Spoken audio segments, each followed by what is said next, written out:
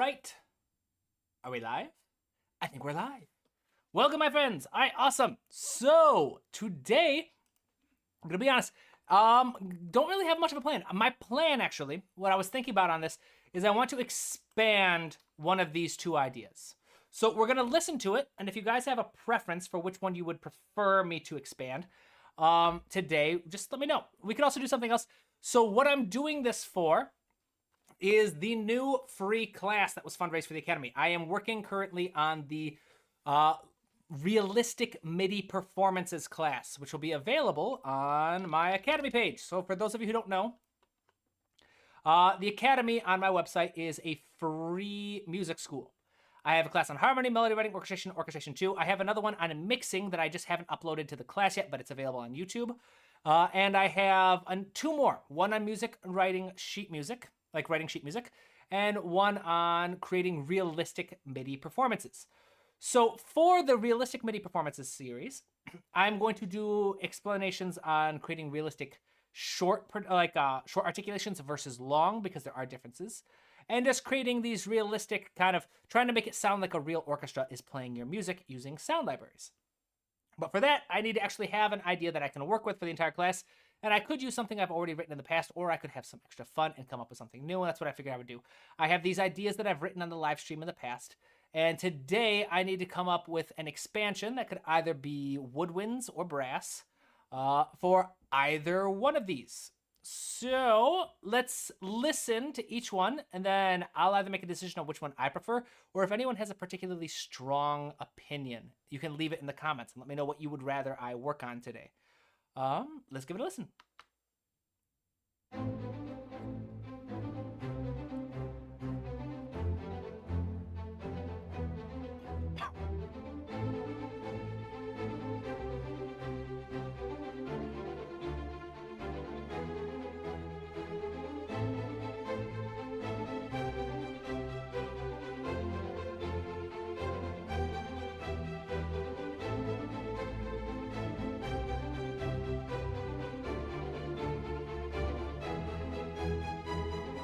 So I'm either going to expand that idea or this one.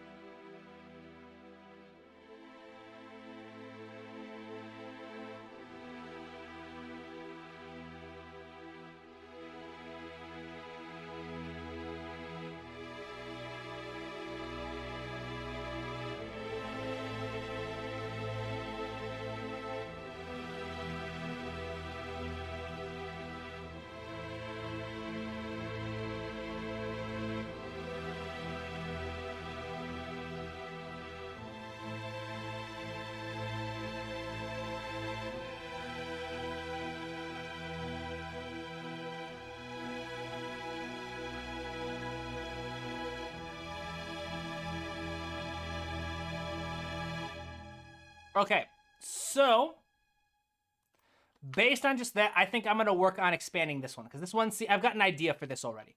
So right now, this is basically an example from my Emotions in Music live stream that I did not that long ago, where I demonstrated how size has an impact on emotion, how the same chord progression just repeated a couple times, getting progressively larger across registers, can have a huge impact. So right now, I think something we could do that would be really, really fun would be to fill in the gap and make that drop feel even bigger.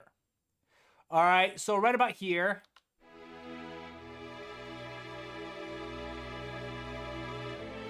Right there. Right there. We could have the brass enter. So before we make anything super realistic, we want to just get the proof of concept down.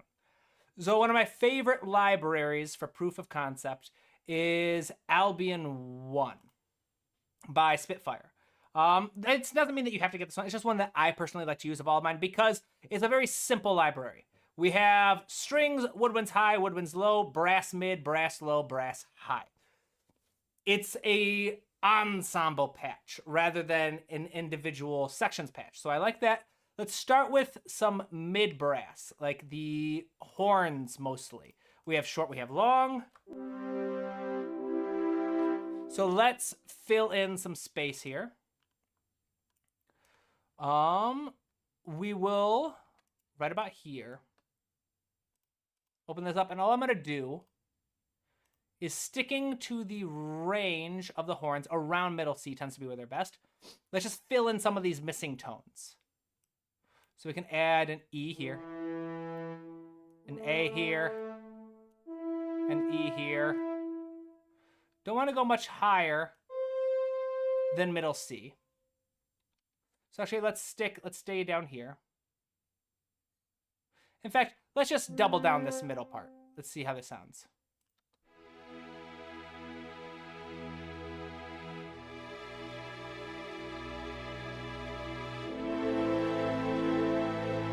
Oh, that works, that works. I like that. Okay, one of these has a delay on it. There it is. Let's get rid of the mono delay. So horns work.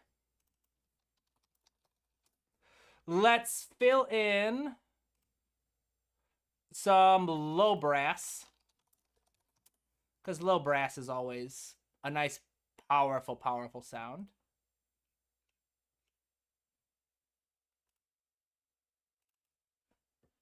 How's everybody doing? Any requests? Any questions? Ooh, I do have an announcement. I have a fun announcement, actually, that I'm very excited about. So many of you know that first of all, I've been drowning myself with way too many projects lately. But a lot of you know that I have a textbook, The Musical Storyteller, available on my website and on Amazon. And it's been around for a couple of years now. I'm very proud of it.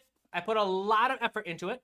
400 pages worth of instructions based on teaching you from the very bare bones. It's designed to take someone who has zero experience composing, who just likes music, and go from chapter 1 to chapter 35, cover to cover. You are writing for the orchestra. You know everything from harmony to melody writing to orchestration to arranging to mixing. Now, the cool thing about this book is I have an updated version that's coming out. This is the only physical copy in existence at the moment. I just got this from the publisher. I am reading through it at the moment, double checking, making sure everything looks and reads the way I want it to. It has 60 more pages, updated examples, and audio samples. Now, the cool thing about this is if you've purchased a copy of the first book, you're going to get a copy of this for free.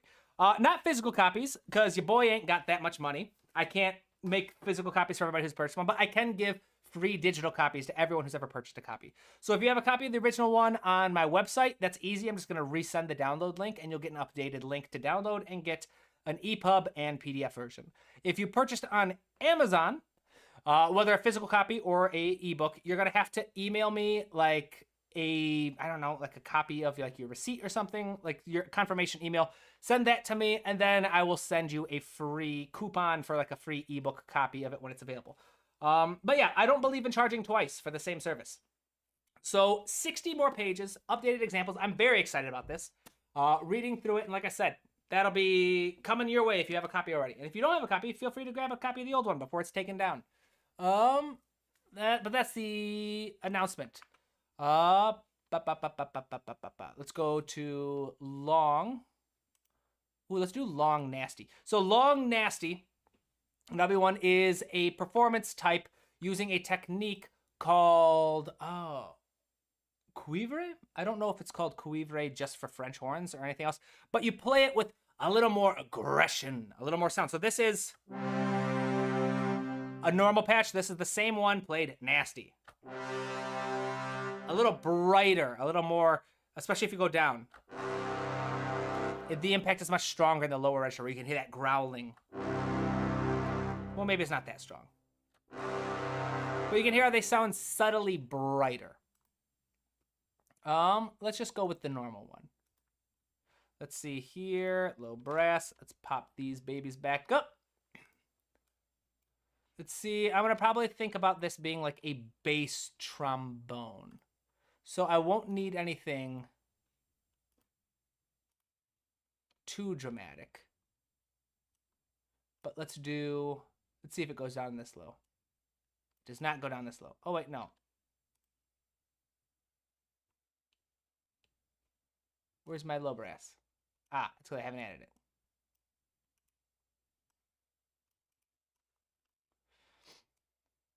And so I'm doing this, I'm prepping this for the free class I'll be uploading eventually on creating realistic performances with MIDI libraries. So let's hear how this sounds.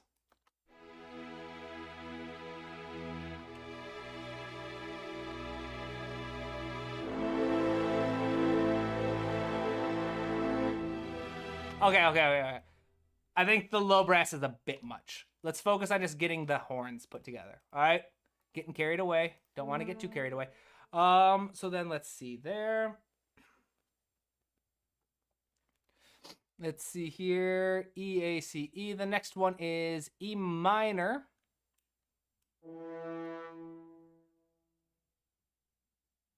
To do.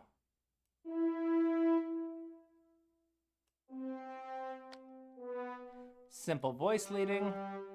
Then it's back to A minor again.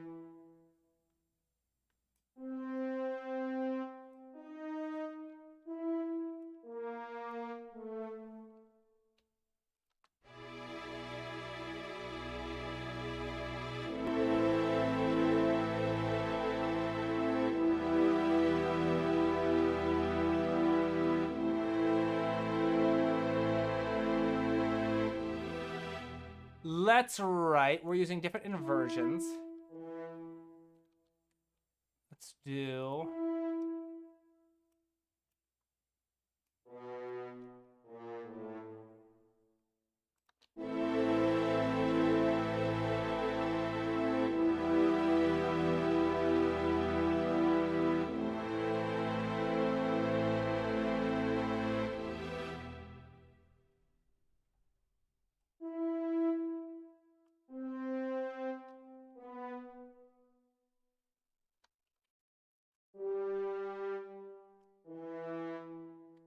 And then it's going to be A minor again, but this time it's going to be coming up.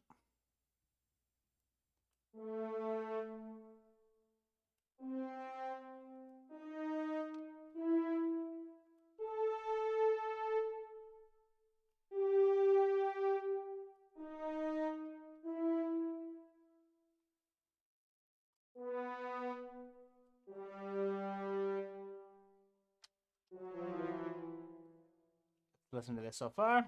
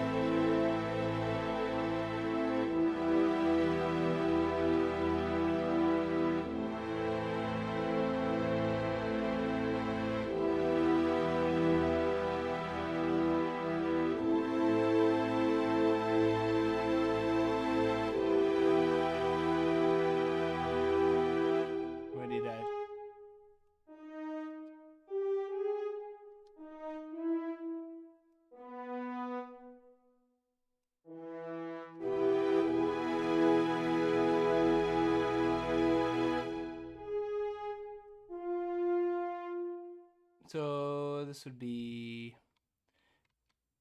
E dominant 7, E, G. So don't need the B. We'll do E, G, B, D.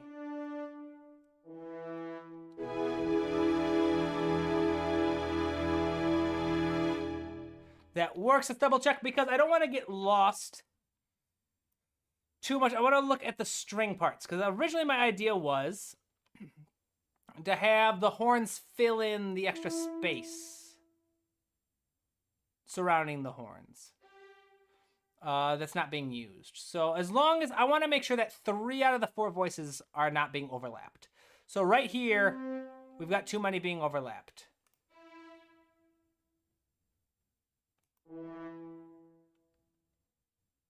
Let's see, which one can I move up? I can do...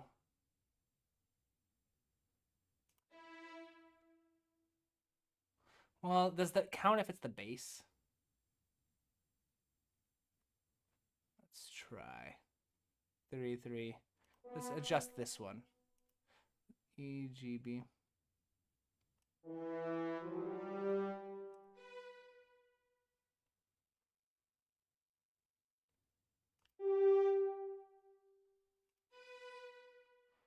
Let's try it from the beginning again, shall we?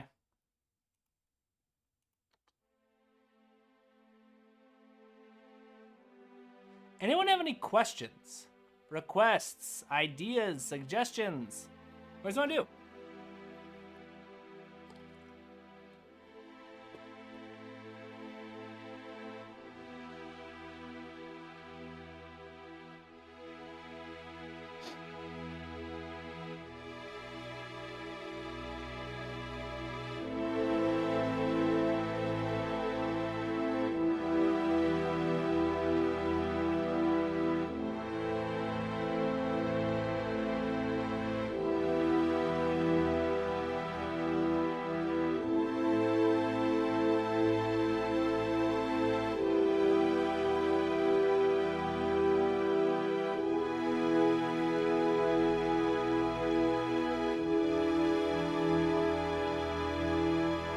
And then I'll probably repeat the whole idea, adding the trumpets on top, just create this never-ending build and power and size. But first, let's make a more realistic performance of this, shall we? So we're gonna need 4 instances of contact. We're gonna need horn 1.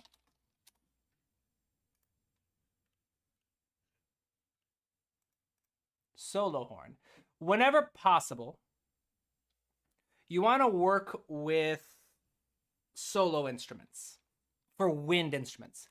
So for woodwinds and brass, whenever possible, you want to work with solo tracks because each individual instrument is treated like its own individual, unlike the strings, which are treated like sections. So if you've got like 16 first violins, they're all playing the same part. If you've got 4 horns, they're each playing their own individual part. That's why you can see it visualized up here. We have violin 1 and violin 1B because we're doing are we doing okay, so no, yeah, we're not doing divisi. We're just doubling up for color, which is another common strategy for strings, is you take 2 libraries and have them play the same part to create a more full part. But you want to work with solo horns because there's only going to be 1 instrument playing each part. And unless you're having them play unison, then you can use ensembles. And again, I'm a little distracted right now because I'm trying to do all this live. In the lessons that will be coming up for the free class, they will all be, everything will be clearly explained. If you have questions, let me know. I can answer questions. But for now, I'm just setting up my horns. Horn 4. So generally the horns, French horns, are usually split into 2 groups. High horns and low horns. They all can play pretty much that middle ground of G3, the G below middle C. This note, if it'll play. This note to this note. Or like the G above middle C, that little octave. It's a very expressive octave.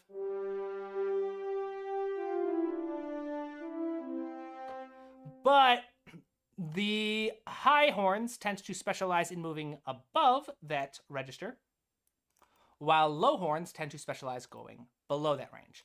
So what we're going to do now is we are going to perform the line in. I want to perform this top line, and yes, it's not voice-led properly. We can always adjust that down the line if I want to, but I'm not too worried about it. All I'm going to do now is I'm going to put the timer on, the metronome on. I'm going to record.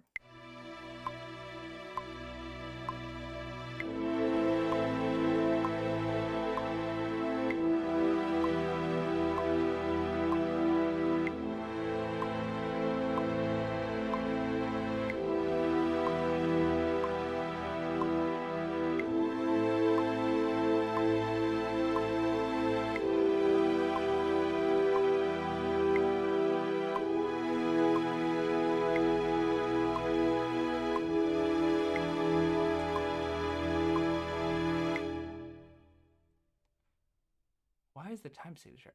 That's why the time signature is weird. The downside of doing these live streams. My whole projects become janky. Next, after I record that in, because now you can see the benefit that I have unique velocities for each one, I am now going to record my modulation data. And to help visualize that, I will pull this up, and you'll be able to watch the dynamics thing right here. As I move up and down, you can also see what I'm doing with my wheel down here. And I'm just going to offer a little bit of breath while I do this. A little movement from my instruments.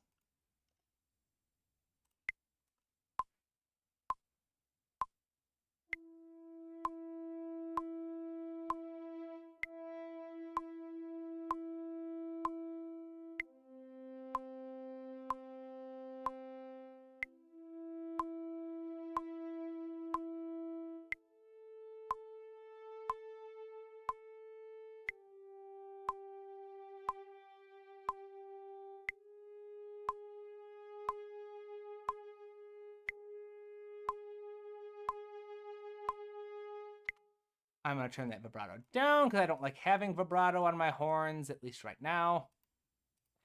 Now let's record this in. I'm going to do the second line now for horn 2.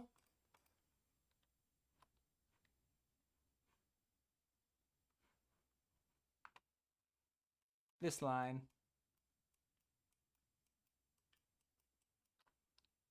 I'm just going to record the modulation data in as I do it.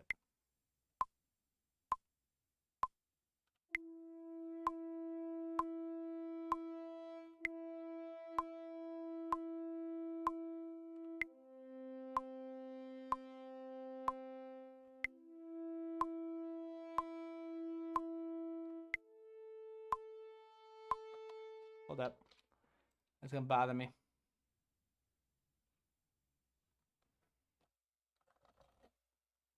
Where's my horn? I didn't load the horn. Of course I didn't load a horn. All right. Horn solo 1.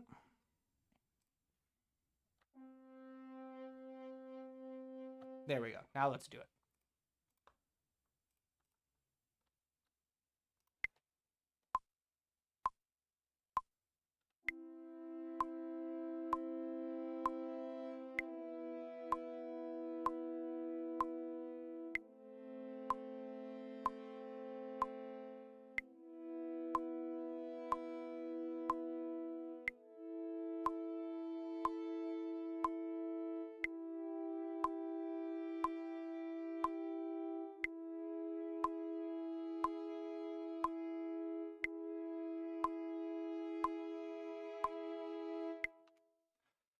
Ingrid, I know your focus is media composition, but do you plan on expanding the channel to include composition for popular genres, song structure, arrangement that leaves place for vocals, etc.? I'm asking that as someone who has a huge fan of orchestral composition in rap, like an NF songs, for example. Oh, I'm a fan of NF. I have a lot of NF on my workout playlist. Yeah, I would be more than happy to tackle that down the line. I've done some vocal stuff. A lot of what I teach is genre neutral. So the idea of like my harmony playlist, my melody playlist, all those are genre neutral. You can apply them in many different genres. I am now in this channel experimenting and branching into more of a electronic space. Because I take a huge inspiration for soundtracks like Daniel Pemberton's score to Into the Spider-Verse and Across the Spider-Verse. I love the soundtrack to Dune. I've always been fascinated by synths and sound design. It's not something I've covered a lot on this channel. So more recently, I have been. It's been a ton of fun. So if you haven't been watching my series on synthesizers, check it out. I can actually show you guys right here. Where is it?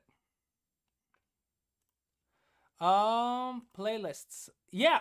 Intro to synthesizers. I have 7 videos so far. I have about 20 planned. So no, what am I doing? Okay. So I've got 20 planned. Each one builds on the previous one, basically teaching you how to create sounds with your synths. When I'm done with the preliminaries of teaching you how to work a synth, how to find your way around any synth and make it work for you, mostly subtractive synthesis, then I'll start exploring different things like here's how you make a kick, here's how you make a snare, claps, here's how you make a lead, pads, all that kind of cool stuff. Oh, awesome. Glad you've been doing it and glad you've been appreciating it. Glad. But yeah, that's something I'm always excited to explore in the future. I think I'm in discussions to do a project right now that would require me to learn a lot about techno. But that's one of the things I love about projects that like that, where I get to explore new genres that I haven't done before. So if that pans out and I end up doing it, then I would be more than happy to share everything I learned with you guys. That's always been like kind of the spirit of this channel, has been sharing what I learn and what I experienced and what I like, the different things I put together, and just kind of sharing it with you guys. Let's turn vibrato down on that. Let's turn vibrato down on this. Let's record another line. But yeah, I'm always happy to expand into other different stuff. As long as you guys are interested, just give me like requests. I'm always happy to explore new ideas and new concepts. Because that's the beautiful thing about film scoring and media composition in general, and why I'm so attracted to it, is there's just such a wide variety. I had a wonderful, wonderful call with a playwright I've done some projects with. We're good friends. We were chatting, and I had a great opportunity where he was talking about the composer he's working with now. And he's like, he's very talented. He's like, but it's not the same as working with you. I was like, oh, thank God. I got my job security still. And he's talking about how one of the things he really likes about me is I'm always excited to learn new things.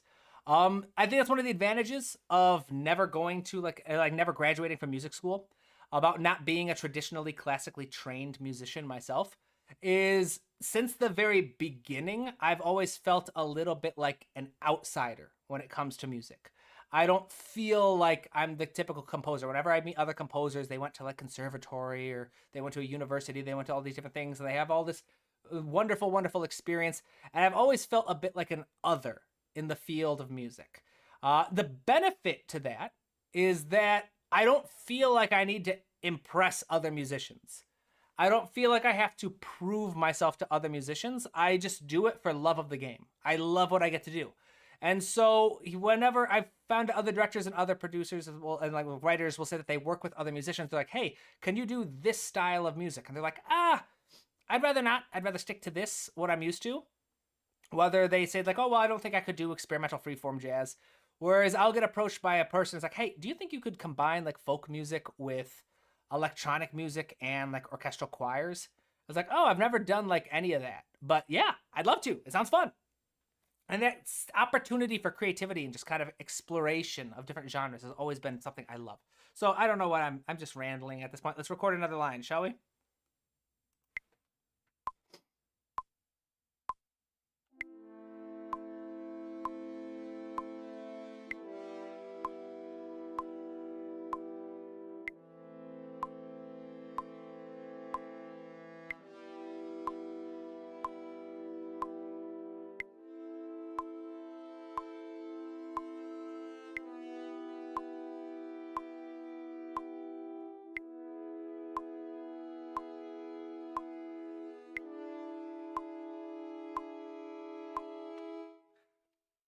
Why does this one sound so much weirder?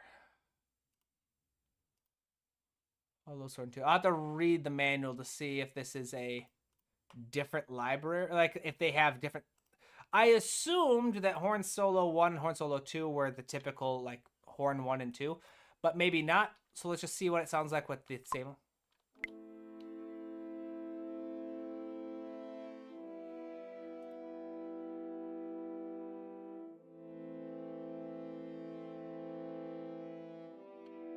I think I just have a higher modulation. Let's drop the modulation down a little bit.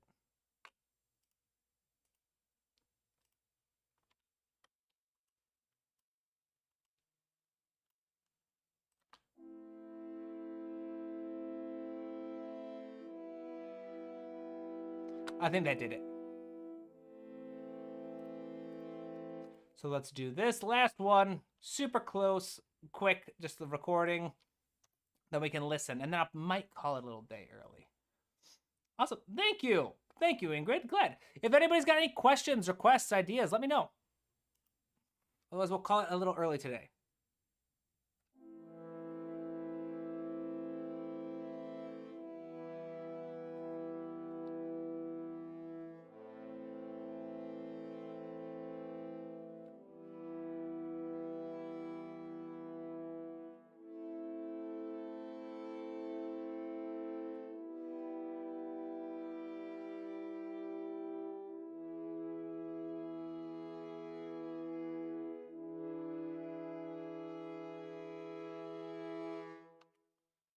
Then what we're gonna do is we are gonna turn the off. Let's pan these ever so slightly. So anytime you're panning, you want to look at an orchestral seating chart. Horns. French horns are seated a little to the left, so we're going to keep all of these to the left. And what I'm going to do, I'm going to solo this horn, and let's just use the panning capabilities built into the instrument itself. I will listen, and as we listen, I'm going to pan slightly to the left until I just barely hear a change.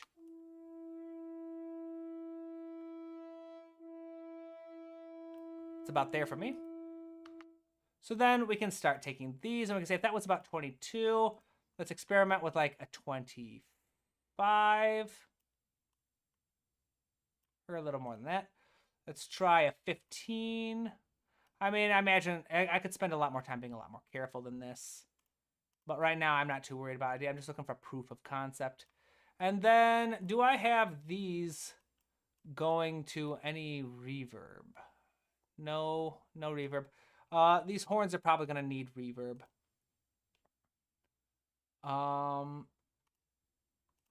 Let's listen to this real first.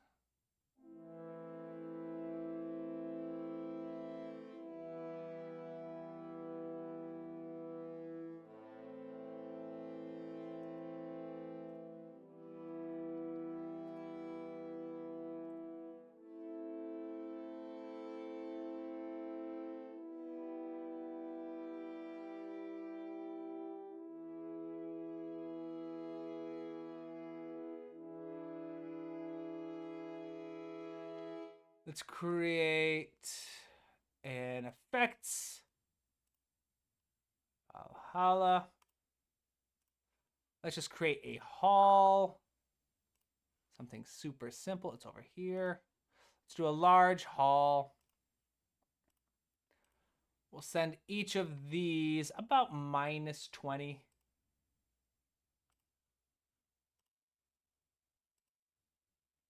Studio mix sounds. Here we are.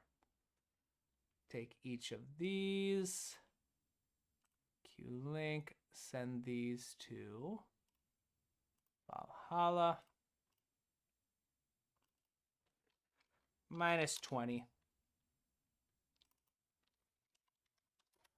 is about like 25%-ish mix. Listen to this.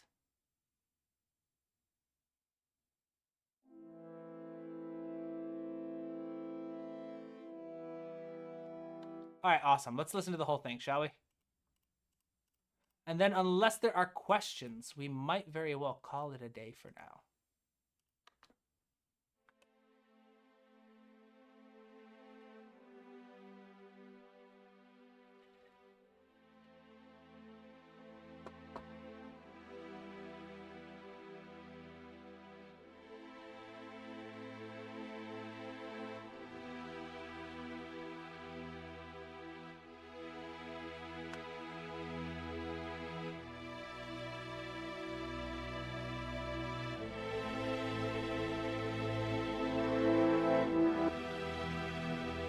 I think my horns need to be a little louder.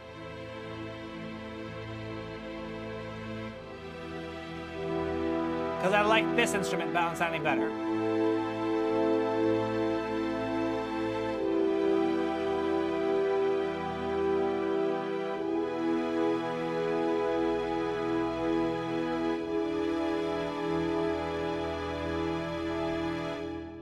So yeah, that was a bit of a waste. That wasn't a waste of time, but I'm just gonna have to adjust and get a better performance out of those three. So Ingrid says, I feel the same way, being on the outside. It's inspiring that you've gained the level of skill you have on your own and get taken seriously. Thank you very much. It's been a very long journey, it seems like. But yeah, I did not write my first piece of music until I think I was like 22. I'm 30 now. And when someone asked me why I went into composing, and my answer was because I'm not skilled enough with any instruments to be a performer. I wanted to do music. That's all I knew. At that point in my life, I wanted to do music. I had some success with trumpet, with singing and guitar and piano, but I knew that I just wasn't skilled enough at any of those to do what I wanted to do. And then I heard a piece of music by Joe Hisaishi, my favorite composer, titled The Girl Who Fell from the Sky. And I remember when I was cleaning my kitchen and that came on my radio, and I listened to it, I was like, oh my gosh, this is what I'm going to do. This is something I can teach myself. And so that's what I spent the better part of nearly a decade doing now. And everything that I had to learn is in my textbook. New editions coming out, 3rd edition coming out, 60 new pages. All right. It'll be coming out soon. If you've already got a copy, don't worry, you're gonna get a free copy of this. If you bought an ebook copy or a physical copy of my previous textbook, this version right here, I will give you just a free download of the ebook. Because again, musicians got to stick out for each other, right? Let's do. You know what? We might call it a day here, just because I'm feeling a little under the weather, and I have some work to do before I have to go out of town in a moment. Any last requests before we get started? Before I take off? Don't forget to check out the series on synthesizers. I've got a new series dropping in 2 weeks. Should be starting. It's gonna be the class on realistic MIDI performances, where we'll be learning how to do stuff like this and make your instruments on your computer sound as realistic as you can. And then after that, when that one's done, I'll start working on the new music notation.